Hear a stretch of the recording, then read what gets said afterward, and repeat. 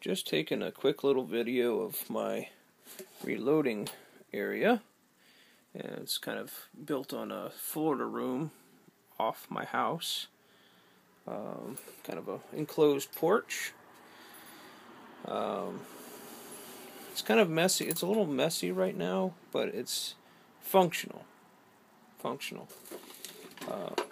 Over here we have Lee Classic Turret Press and a Lee Sage Press, which I use for, that's got a universal decapper in it right now, and this has got my Hornady Collet bullet puller. Here's a little warning. I'll show you this. Just a little warning to everybody. Don't load up a bunch of ammo before you know it doesn't work.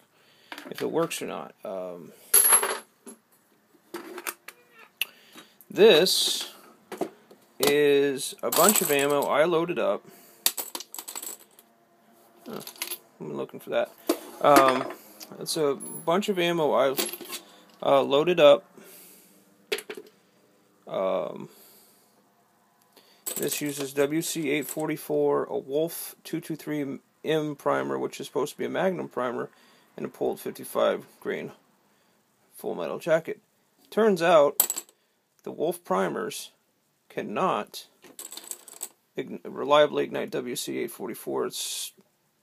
Other people have had the problem with H30-355, which is 335 rather, which is about the same thing. So what I've been doing is pulling the bullet out of the case, putting the bullet back in here, and then put the powder in here, bullet in there, and I'm going to have this many empty cases that I'll load back up with some I got other powders in stock, so there's my W8C30. I got a few bottles of that, and I got some H332, which works fine with those primers. And I've got some TAC, which is on the bench right now. I even got 1680. A little bit of, about 19 grains of that might be okay for a practice load. This is processed 223 brass. It's been tumbled, swaged, primer pocket taken care of, trimmed, the whole 9 yards, which I'm loading over here. This is going to be some TAC, Montana Gold for 55 grain, and using Tula primers, which these primers right here, the Tula primers. These also work fine with the the WC-844. Some new things I got actually today. I've got the RF100, Dillon's small primer filler. This thing is cool as shit, and it loads up 100 primers within 2 minutes or so. But some people say big deal. I can use a primer flip tray, which I have down here, just as fast with those little tubes. No, you can't, because you can throw the primers back on. You can throw the primers on there, and you can load the machine, throw another stick this tube back in there, stick this tube back in there,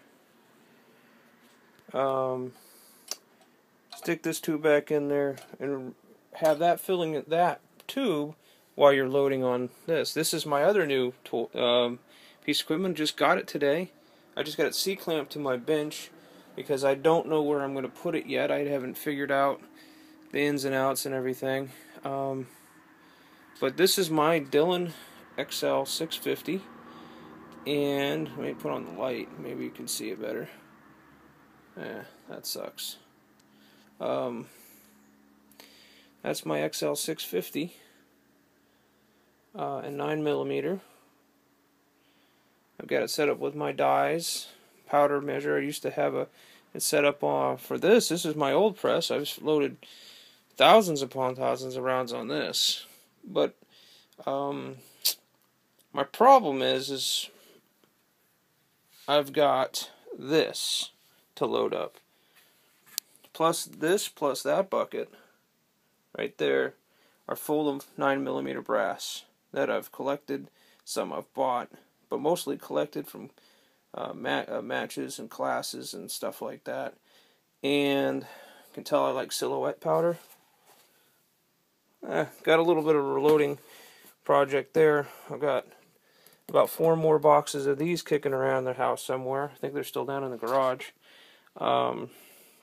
These Precision Delta 124 grain full metal jacket for training, and I got some gold dots kicking around somewhere that I'm going to load up for self-defense sometime. My dry fire. I got body armor there that I throw up on there and I dry fire into it just in case I launch one. This is unprocessed brass. Just a little bit. I've got more down in the garage. That's processed brass. Try not to get those two mixed up. And you know, I got a few powders in stock. Those are 30,000 primers I just bought. Those are my, instead of buying a gun this year, when Obama won the election, instead of buying a gun, I bought primers and powder and bullets because I have enough guns. It sounds weird to say. That is kind of a weird thing to say, isn't it? And I might start, as there's the small, I see the small rifle plate that goes in that. I may start loading 223 on this, but I'm going to keep with the 9mm for now, just to keep it, you know, as I learned the idiosyncrasies of the press and things like that. I mean, I've got this one figured out. I've got cans upon cans of ammo like that. I have loaded up. I've shot most of it already because I do some classes and do some competitions, and I do a lot of shooting. One thing I'd like to say is I've kind of separated out my bench into, as of now, into pistol, which is over here, and rifle, which is over here. I've got 2 powders on the bench, which is usually a no-no, and they're in similar containers. But I'm pretty good at checking labels, and actually I might just fill that up. And throw that back over there and keep that over there. As I'm going to be loading a lot of 9mm because I shoot a shitload of it. You saw the MP5.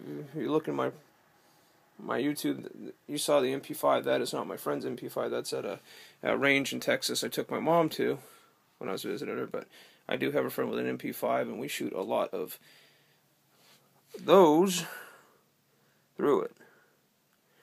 That's an ammo can I finished up today, plus that. I got to get another ammo can because that's got 115 grain, that's 124. I like to keep them separate. I'm just weird like that. So that is basically an overview, and there's a trimmer and all that stuff for, you know, maybe I'll shoot a video on how I actually trim. I use the 550 to make 223. Basically, I throw that. Well, I'll give you an overview. That trimmer goes in that press. It has a decapper.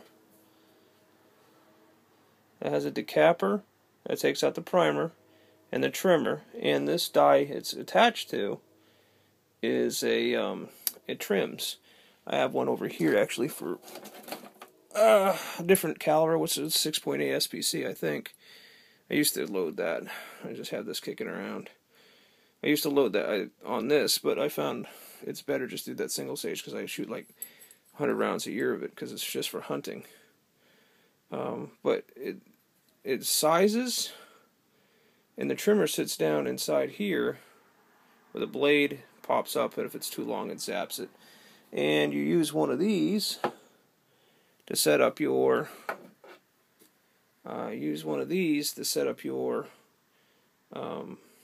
sizing die. So get a piece of brass here. It fits kind of flush here and doesn't stick. Also is within minimum length. This one's perfect. This is absolutely perfect. I always make test rounds and test them in my rifles. I load for AR-15s and 223, so it's not like a big concern. So that's basically it on that. And then I put this one in here, and I got a tip from Brian Enos's forum just recently, and I had this kicking around. I don't know why I bought it.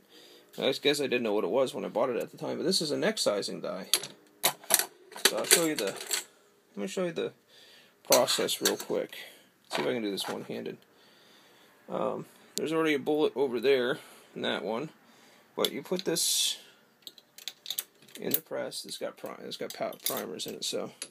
And because the neck tension is so horribly tough on the so horribly tight on the trim die with the Dillon, I'm using this neck die to actually make it back into 223 spec.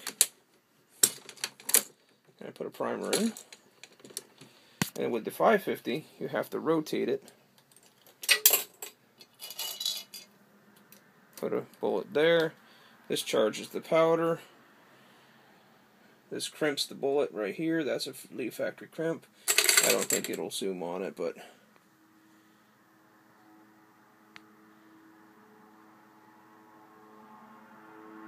yeah, you can't see that. But it makes a nice crimp in the cantilever. And I'm just going to finish these out. So that one gets powder now. I'm not adding a primer because I don't have a bullet in that station or a case. That gets the bullet. That seats the bullet up there.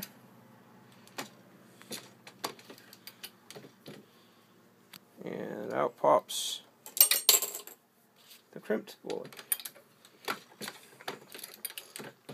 Maybe I'll show a video of how my whole process with the 550, because there's a lot of 650 videos, but not a lot of 550s. So what's the end result? I have about 20,000 cases, 223 cases that I have available to load up, and that's 10, about the same in 9mm, and that's going to be my project for the next couple months, is to load up as much as I can. Just so I don't run into foul with my homeowner's insurance with having so much primer and powder. If it's an ammunition, Florida law says they can't, state law, Florida here says they can't penalize me for having loaded ammo. Oop, a little extra gas. I had some chili for supper, sorry. Oof, that stinks.